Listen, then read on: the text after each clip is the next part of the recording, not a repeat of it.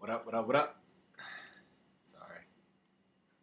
Entrepreneur versus the employee mindset. I was just finished. I do a lot of different pursuits. For one of my businesses, I had to calculate some fees, some upfront costs, things they don't teach you in school, as far as doing your numbers, as far as accounting and all that. But I was just doing the numbers and looking over the numbers and calculating my upfront costs, the products, tax, and everything. And I just thought about the difference between an employee and an entrepreneur, and how it takes a lot of faith, you know, to be an entrepreneur. It really does, because entrepreneurs are paid based on results instead of the other way.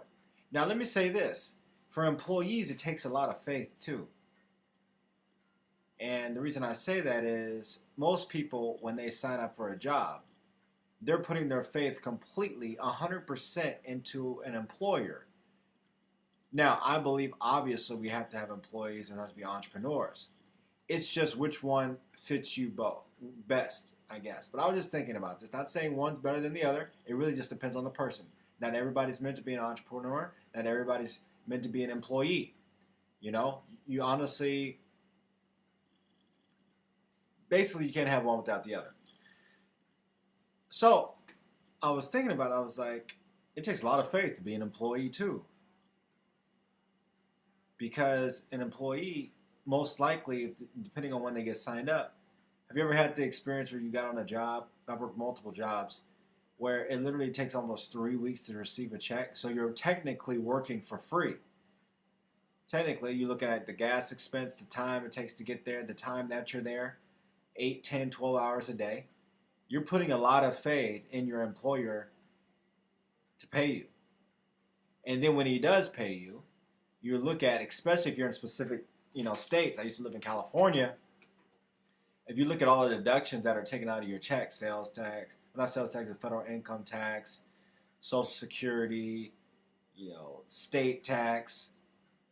You look at all the amount of deductions that are coming out of your check, and then what you get, and then once you take that, when you go buy something, there's a sales tax. So you get your money gets taxed before you get it, and it gets taxed after you spend it.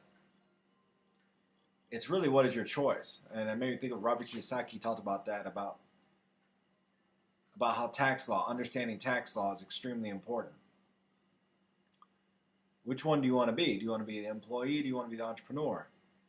The entrepreneur, on the other hand, they get paid based on results, flat out. And it does take a lot of faith as well. There's no safety net at all. No safety net. But it's a high risk and extremely high reward as well, depending on your business model. And the entrepreneur, he gets paid first. See, most people, you could tell the difference in the mindset, an employee mindset, which is, hope people don't take this necessarily, I hope they take this the right way. They get excited about how much money they're going to receive from their taxes at the end of the year. An entrepreneur is excited because they don't have to pay taxes till the end. See, your taxes for the employee are already taken out. For the entrepreneur, they get paid first, right? And then they can find ways to reduce the amount of taxes they have to pay back. That's why a lot of rich folks, they found loopholes where they pay little to no tax.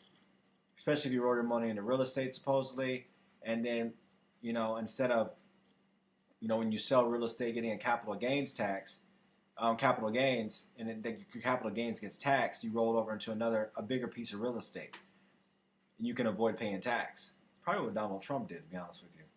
He continued to roll it over into bigger real estate, and he just had to pay tax in 20 years, supposedly. So, which one do you want to be? Employee versus the entrepreneur?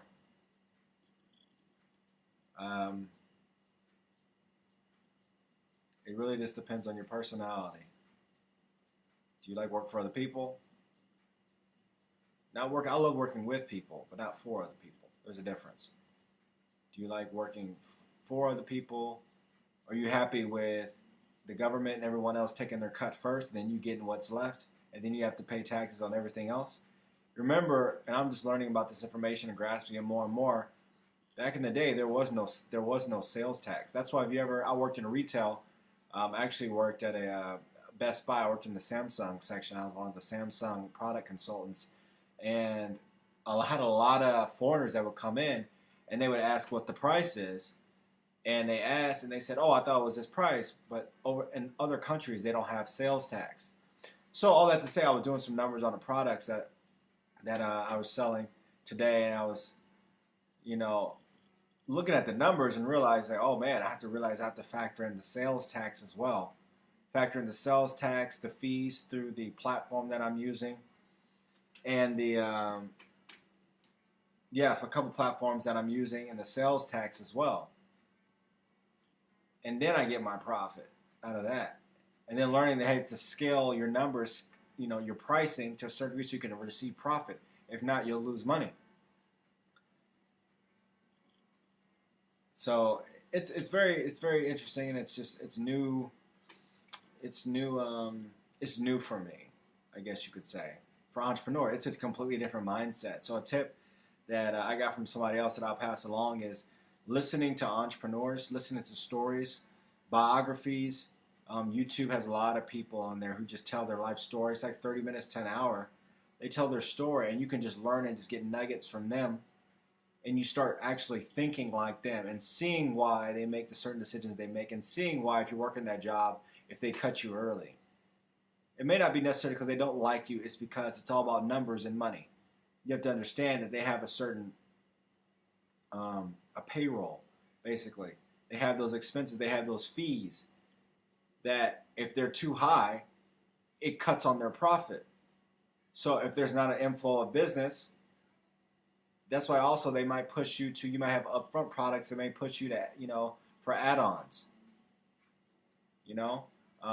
McDonald's, for example, they used to, the famous phrase, would you like to supersize that?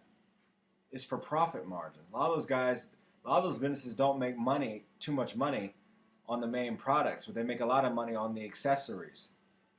Accessories are the ones that make you boost the profits. Maybe the soft drinks, the apple pies, when you supersize it, you make it bigger. Soda, drinks, all those, especially if they're specialty restaurants where the ingredients are so expensive. I used to work at a pizza place, actually, and I remember I worked there for a couple of years. I worked there for like a year, and then I went somewhere else, and I went back to working there again. And I remember the actual product had shrinked in size, the prices had rose, and they decreased the ingredients. Now, it was a very specialty pizza place, were expensive ingredients, but to keep up with inflation as well, and then also the system that was, I guess the tax laws that were at the time, um, they had to adjust. And I remember working there and other people, and even if it was semi-slow, they would start letting people go. And let's say if we had 5, 6 servers on the floor, which was adequate amount to give the great customer service, they would cut half and leave half or more and leave 2 servers to cover a vast amount of people, which would put a lot of strain on the servers and lower the customer service. But in their end, they're thinking, man, if I keep these employees here, then, because basically I believe it was $8 an hour plus tips.